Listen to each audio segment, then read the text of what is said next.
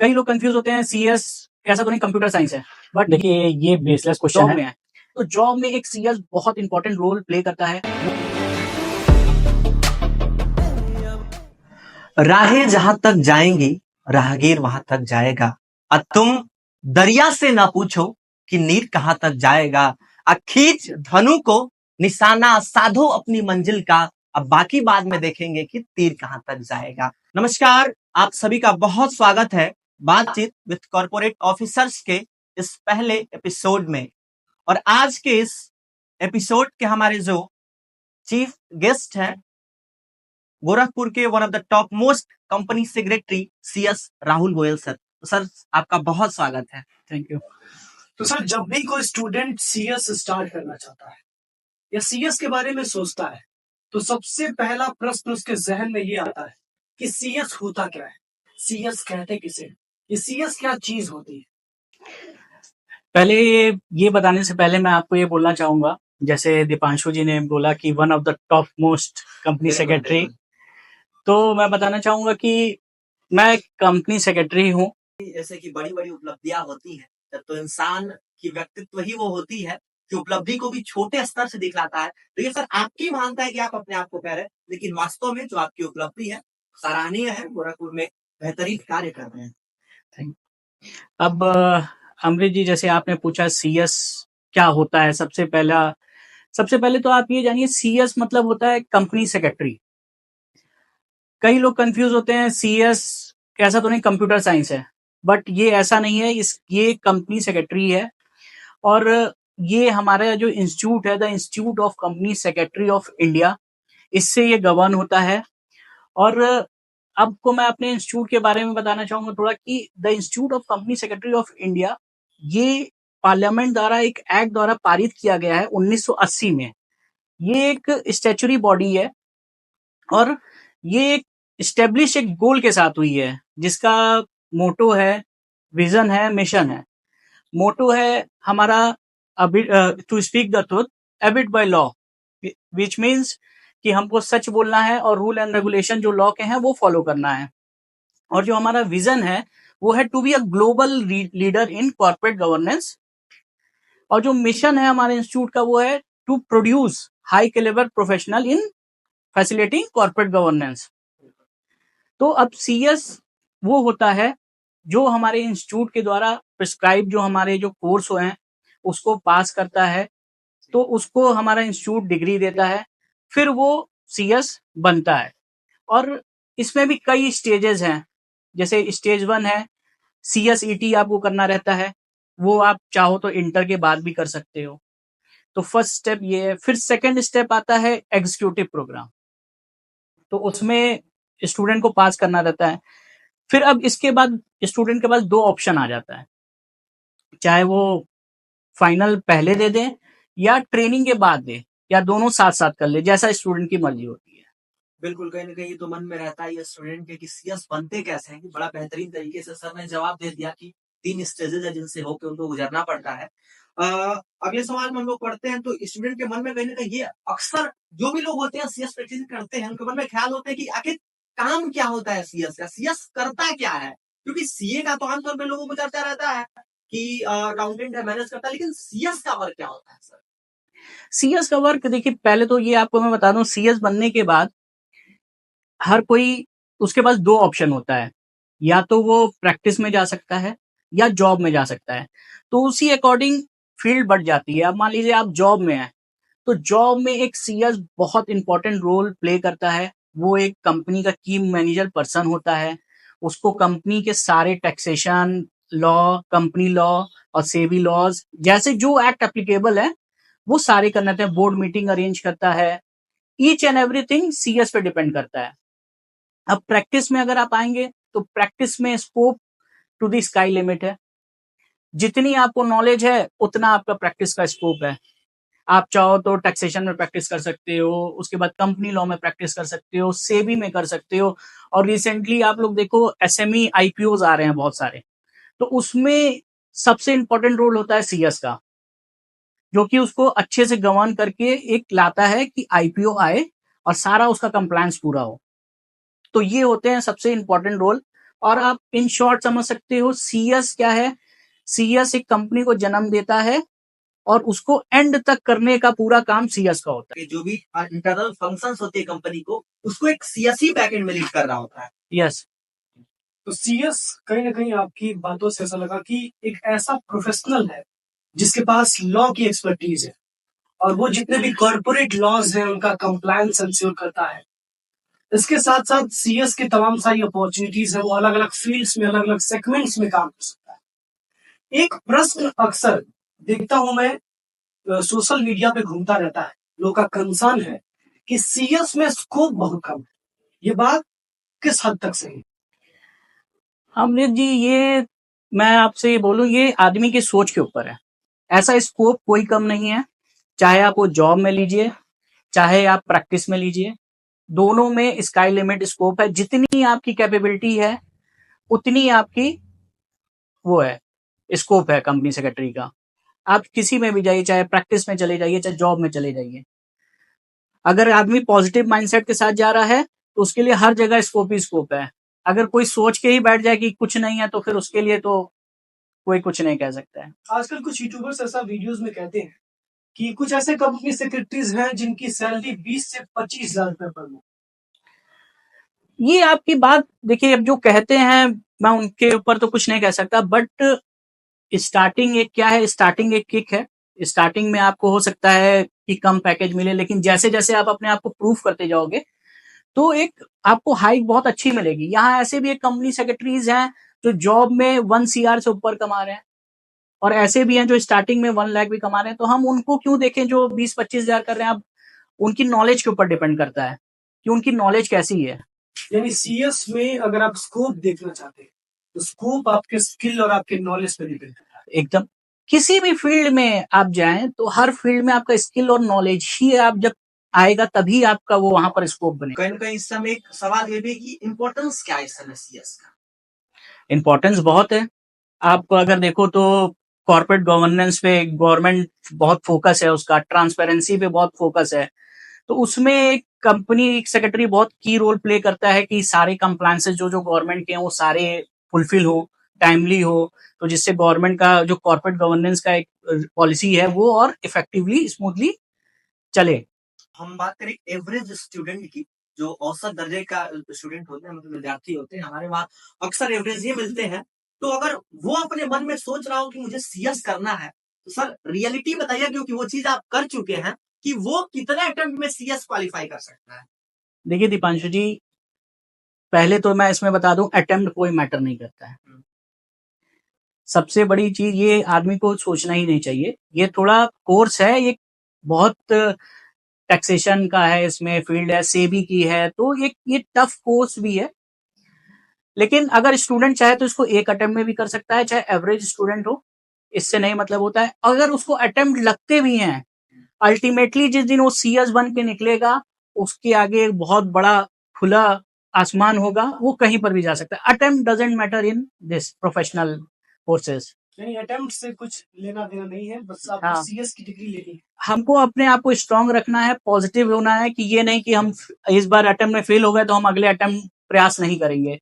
उस positive mind के साथ चलना है, चाहे एक हो चाहे दो हो, हमको बनना है तो मतलब बनना है। ये स्टूडेंट लाइफ में मेरा मानना ये सर की कंसर्न है कि फेल का तो कोई सवाल ही नहीं है। वो आप सीखे एक साल, हाँ, फेल किए, अपने आप पे इन्वेस्टमेंट किए, आपकी बात एकदम सही है। आगे चल के निकलेंगे तो और निकलेगा। हाँ, वो लर्निंग स्टेज है। आप फेलियर से अपने मान सकते हैं कि हम लर्न किए हैं वो पूरा। एकदम आपकी बात सही है वो। तो एक ये भी कंसर्न होता है बच्चों का कि अगर मैं एमबीए कर लेता हूँ तो मुझे फाइनेंस मैनेजर बना दिया जाता है, मुझे एचआर मैनेजर बना दिया जाता है। अगर मैं सीए कर लेता हूँ तो मुझे अकाउंट्स डिपार्टमेंट का हेड बना दिया जाता है। सर सीएस करने के बाद जो एक स्टूडेंट होता है उसको कंपनी में किस तरह के जॉब रोल्स मिलते हैं? जैसे मैंने स्टार्टिंग में ही आपको बताया था, अगर आप कंपनी में देखोगे तो कंपनी में कंपनी सेक्रेटरी एक की मैनेजर पर्सन है जो कि कंपनीज एक्ट में डिफाइंड है। ये की मैनेजर पर्सन कौन कौन होगा, उसमें से कंपनी सेक्रेटरी भी एक पर्सन है। जो कि कंपनी सेक्रेटरी एक ऐसा पर्सन है जो बोर्ड के साथ, बोर्ड ऑफ डायरेक्टर के साथ बैठता है, मीटिंग कंडक्ट कराता है, उसमें एक इंपॉर्टेंट रोल प्ले करता है वो। तो सीएस और बहुत अच्छा मतलब इसका स्कोप है, इसका मतलब इंपॉर्टेंस है। सर प्रैक्टिकली मैं ये बोल रहा था कि अगर सीएस हम बन जाते हैं तो कौन सी जॉब पोजीशन मिलेगी, जॉब पोजीशन कंपनी? अपनी अलग अलग डेजिग्नेशन होता है, कई आपको सीएफओ भी मिल सकता है, आप कई डायरेक्टर्स भी बन सकते हैं, इंडिपेंडेंट डायरेक्टर्स भी बन सकते हैं, काफी रोल होता है। चीफ मैनेजर भी बन सकते हैं, फाइनेंस मैनेजर भी बन सकते हैं। It's depend on the ability of CS. अच्छा सर, अगर हम लोग ऐसा कंपैरिजन देखें तो क्या सीएस का स्कोप इंडिया में बेटर है क्या अब्रॉड, फॉरेन में क्या स्कोप है इसका? देखिए, दोनों जगह अपना अपना है स्कोप, इंडिया में भी है और बाहर भी है, बट उसके लिए कुछ हमारे इंस्टीट्यूट में कोर्सेज है जो आपको सीएस बनने के बाद अगर आप पास करते हो तो आपको अपॉर्चुनिटी अब्रॉड भी देता है कि आप अब्रॉड भी जाके अपना जॉब कर सकते हो। तो अब्रॉड भी स्कोप बहुत अच्छा है इसका, और यहाँ तो खैर इंडिया में तो है ही अच्छा स्कोप।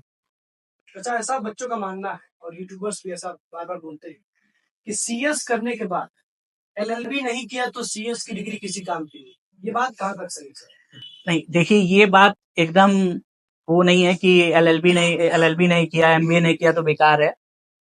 सीएस एक अपने आप में बहुत इनफ है कि अगर आप सीएस हो तो आपको एक अलग से समाज में, एक अलग समाज में आपको देखा जाएगा।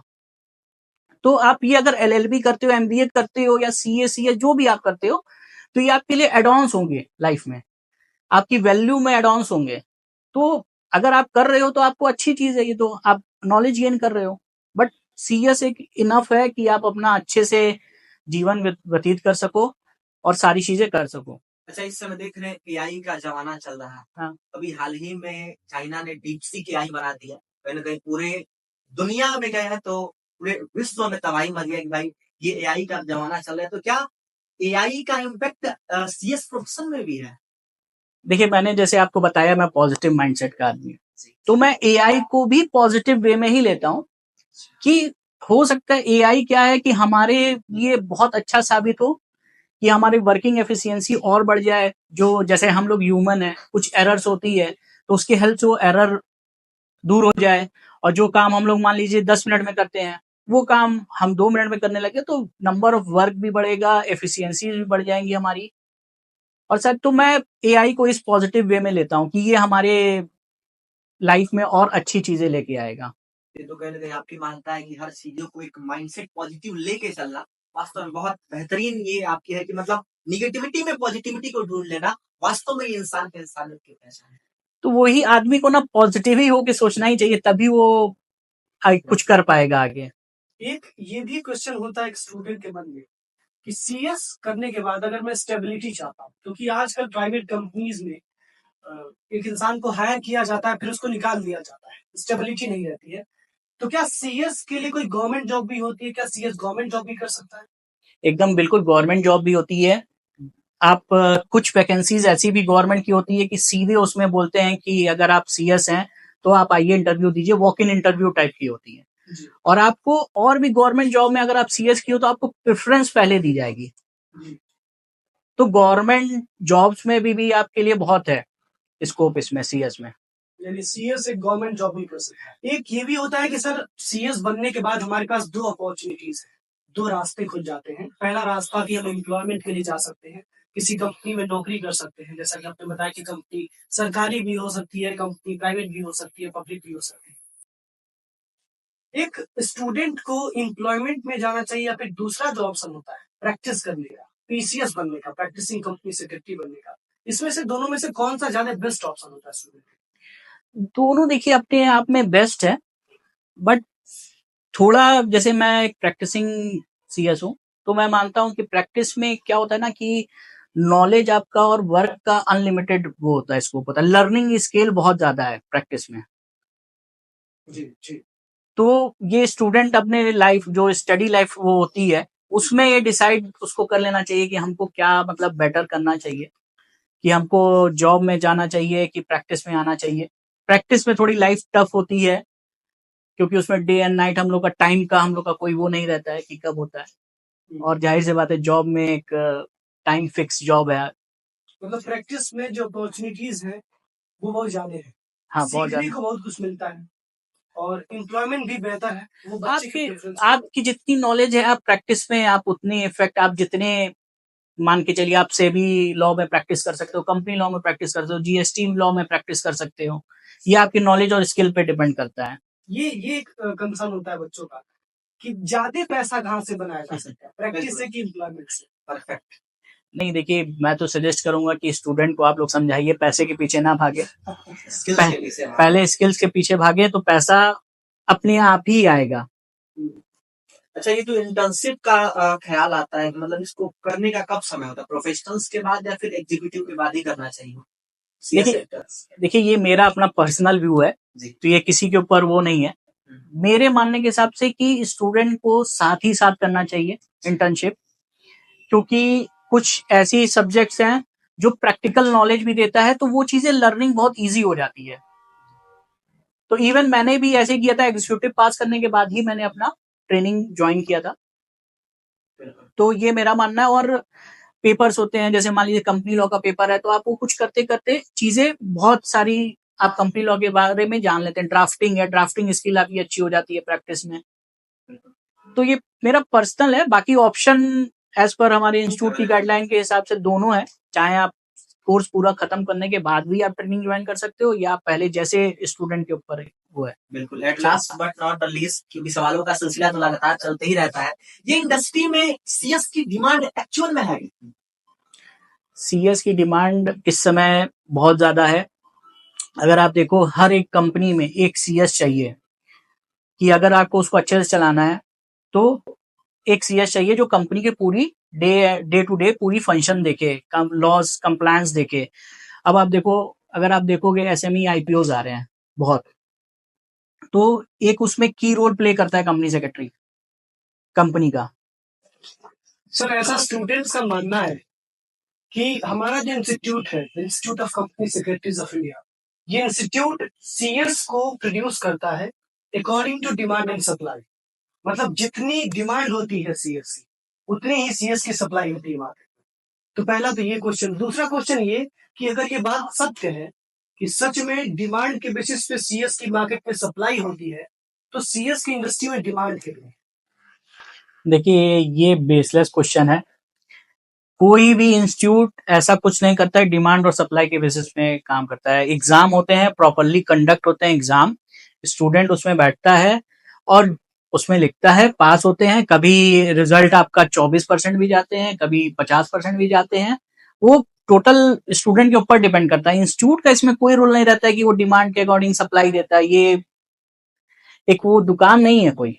और आपकी ये थी कि हमारा डिमांड कितनी मतलब है, तो आपको देखिए, अभी मैंने आपको बहुत डिटेल में पहले बताया है। आपको ये मैं एक शॉर्ट में बताना चाह रहा हूं। कंपनी सेक्रेटरी एक कंपनी का राजा है, उसके बिना कोई पॉसिबिलिटी कुछ नहीं हो सकता है वहां पे। तो आप इससे आप डिमांड अपना अनुमान लगा सकते हैं। कंपनी सेक्रेटरी की ईच एंड एवरी थिंग में डिमांड है। चाहे आप कंपनी स्टार्ट करें, चाहे आप कंपनी का कंप्लायंस करना है, चाहे आपको फंडिंग लानी है, चाहे उसका आईपीओ लाना है, तो ईच एंड एवरी, इवन अगर बोर्ड मीटिंग कंडक्ट कराना है, शेयर होल्डर मीटिंग कंडक्ट कराना है, तो ईच एंड एवरी थिंग में आपको कंपनी सेक्रेटरी की जरूरत है। तो उससे अंदाजा आप लगा सकते हैं कि डिमांड कितनी है। यानी जब तक कंपनी है तब तक कंपनी सेक्रेटरी नहीं, ये देखिए, ये भी आप इस क्वेश्चन पे मैं एकदम नहीं एग्री करता हूँ। कंपनीज हैं तो कंपनी सेक्रेटरी की डिमांड है। कंपनी सेक्रेटरी एक ऐसा कोर्स है जो आपको हर एक्ट की नॉलेज देता है।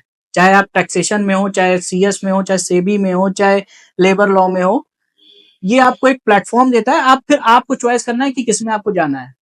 तो कंपनी सेक्रेटरी का जो एक ये भी लोगों की धारणा भी है कि कंपनी सेक्रेटरी का स्कोप कंपनी से लिमिटेड है। ये एकदम गलत है। कंपनी सेक्रेटरी फ्री है, वो प्रैक्टिस कर सकता है, किसी भी लॉ में प्रैक्टिस कर सकता है। बहुत सारे कंपनी सेक्रेटरी हैं जो जीएसटी में प्रैक्टिस कर रहे हैं, इनकम टैक्स में प्रैक्टिस कर रहे हैं, और बहुत अच्छी अर्निंग कर रहे हैं वो। यानी कंपनी सेक्रेटरी का स्कोप कंपनी तक लिमिटेड नहीं। यस। तो बस यही था हमारा पॉडकास्ट। बहुत बहुत धन्यवाद राहुल गोयल जी को कि इन्होंने अपना कीमती समय दिया और इस पॉडकास्ट में हम लोग के साथ इतने सारे क्वेश्चंस के जवाब दिए, और बहुत ही सटीक जवाब। मुझे लगता है कि स्टूडेंट्स की काफी हेल्प हो पाएगी। जो भी स्टूडेंट्स फ्यूचर में सीएस करना चाहते हैं, तो सीएस के रिलेटेड जितने भी क्वेरीज स्टूडेंट्स के मन में होते हैं, जहन में होते हैं, उन सारे क्वेरीज को हमने एड्रेस करने की पूरी कोशिश की। हमने काफी सारे क्वेश्चंस पूछे कंपनी सेक्रेटरी साहब से, लेकिन हो सकता है कोई ऐसा क्वेश्चन हो जो आपके मन में हो, लेकिन वो क्वेश्चन हमारे इंटरव्यू में ना हो। तो अगर आपके पास ऐसा भी कोई क्वेश्चन है जो आप पूछना चाहते हैं और हमने कवर नहीं किया, तो आप कमेंट सेक्शन में क्वेश्चन को रख सकते हैं। अगली जो इंटरव्यू होगी हमारी कंपनी सेक्रेटरीज के साथ, उसमें हम आपके क्वेश्चन को जरूर पूछें। आप सभी का बहुत बहुत धन्यवाद वीडियो में अंत तक जुड़े रहने के लिए। बाकी आप बताइएगा कि ये इंटरव्यू इस सीएस के बारे में ये बातचीत विद कॉर्पोरेट ऑफिसर्स का एपिसोड कैसा लगा। बहुत धन्यवाद।